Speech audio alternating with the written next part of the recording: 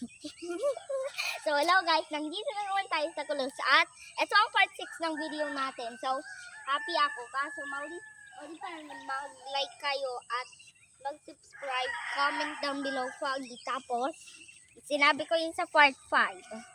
So, hindi ko ata nakita yung videos ko sa part 5 ay nag-add pa ako part 6 dahil sa sunog na Foggy yung part 7. So, watch until the end and see what happens. Look.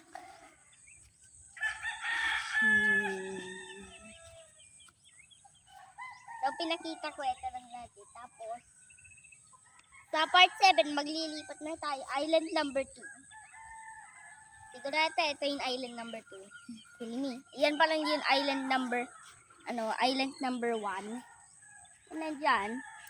Nag-island number 2 na tayo. At sa part 7, the next foggy day is part 7. So, that means magpupunta ako sa third island. Yan yung third island. Kaso ang malaki yung puno ng third island. Tapos ka lang mo pa mag-aboy ng mga puno na nasa daan. Ka lang mo na ito. I-aboy mo lang yan. Basic lang. Igugo ako yan all day. Kaso hindi na ako nakakapunta dito dahil ito na yung kasi ang sakit kahit.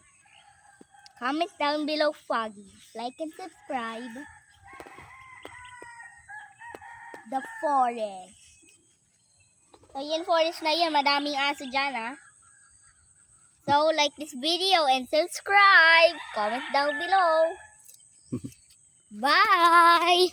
See you in the next video part 7. Bye.